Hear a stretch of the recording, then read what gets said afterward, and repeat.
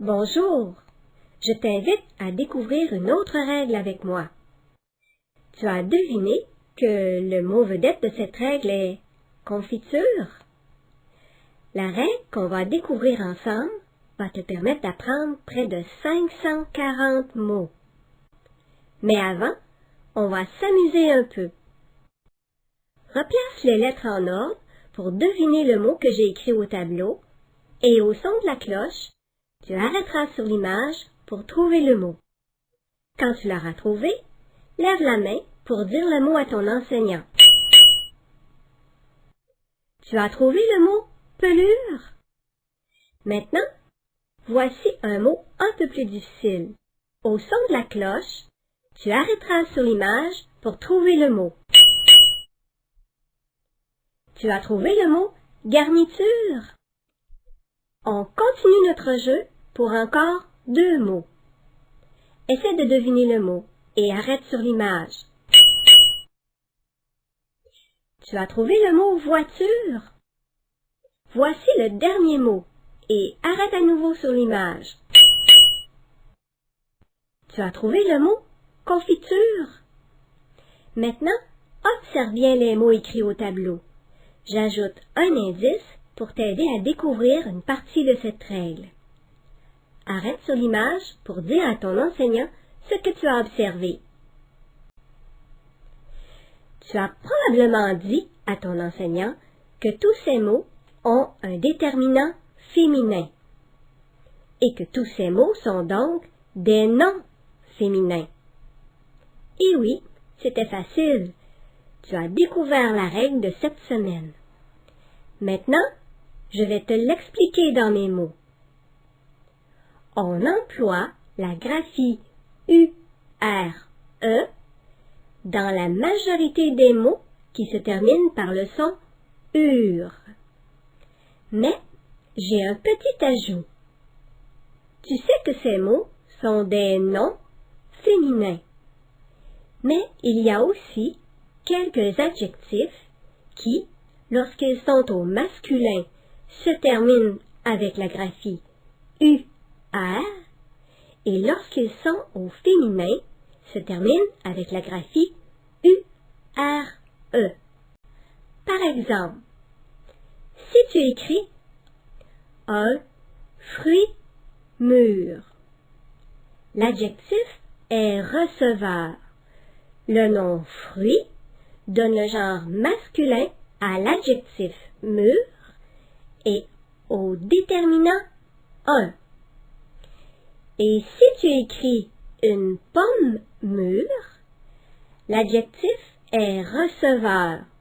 Le nom pomme donne le genre féminin à l'adjectif mûr et au déterminant une.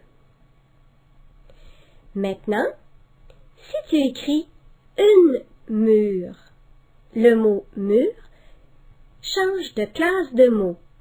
Il devient un nom féminin qui peut à son tour donner son genre au déterminant une.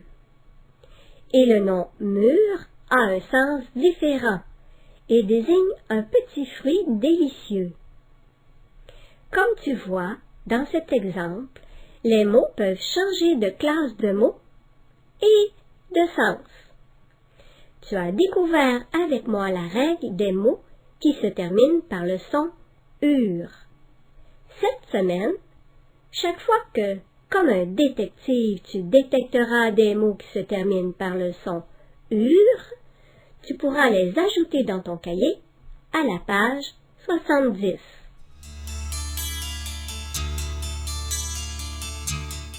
Pour t'aider à apprendre la règle de cette semaine, on emploie la graphie U-R-E dans la majorité des mots qui se terminent par le son UR. Ces mots sont des noms et presque tous sont des noms féminins. Il y a aussi quelques adjectifs féminins. Je te propose des mots à étudier. Les voici. Dans les mots que je te propose, il y a 2 mots que tu peux écrire avec ou sans accent circonflexe. Les mots piqûre et brûlure. La nouvelle orthographe propose de ne plus mettre d'accent circonflexe sur les lettres I et U. Cependant, on doit conserver l'accent sur le mot mur dans un fruit mûr et écrire ce mot sans accent dans un mur. Ici, l'accent permet de distinguer deux mots qui se prononcent de la même façon, mais qui ont un sens différent. Il y a aussi deux mots qui contiennent une petite difficulté. La graphie AU dans chaussure et l'accent circonflexe dans le mot clôture. Pour la graphie AU dans chaussure, je me suis amusée à composer une phrase avec des mots de la même famille de mots. Je porte de chauds chaussons ou de chaudes chaussettes dans mes chaussures. En regroupant ces mots dans une phrase, c'est plus facile de me rappeler que tous ces mots contiennent la graphie AU. Toi aussi, tu peux trouver des stratégies pour mémoriser les mots qui contiennent des difficultés, comme pour l'accent circonflexe sur la lettre O dans le mot clôture. Mais attention, pour choisir ta stratégie, il faut d'abord que tu lises le mot clôture et que tu imagines ce que signifie ce mot. Ensuite, que tu observes bien ce qui se passe dans ta tête. Quand tu auras trouvé une stratégie, tu lèveras la main pour expliquer ta stratégie à ton enseignant. Maintenant, arrête sur l'image pour observer ce qui s'est passé dans ta tête et trouve une stratégie pour mémoriser le mot clôture. Tu as trouvé une stratégie pour mémoriser le mot clôture? Moi, je me suis dit qu'une clôture devrait entourer la lettre O. J'ai utilisé l'accent circonflexe pour dessiner ma clôture autour de la lettre O. Est-ce que ta stratégie ressemble à la mienne?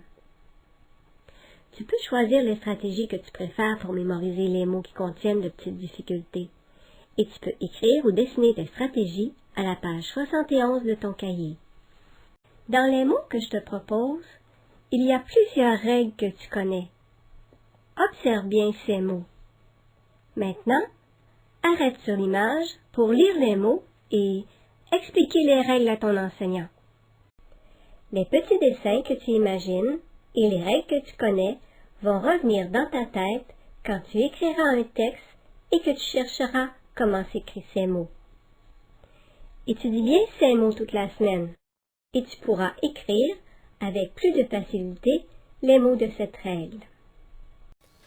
Lorsque tu fais la lecture de livres et de petits romans à la maison ou à l'école, tu vois souvent les mots que je viens d'écrire au tableau.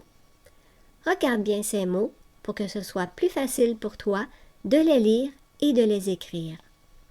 Arrête sur l'image pour lire ces mots et expliquer ce que tu as observé à ton enseignant.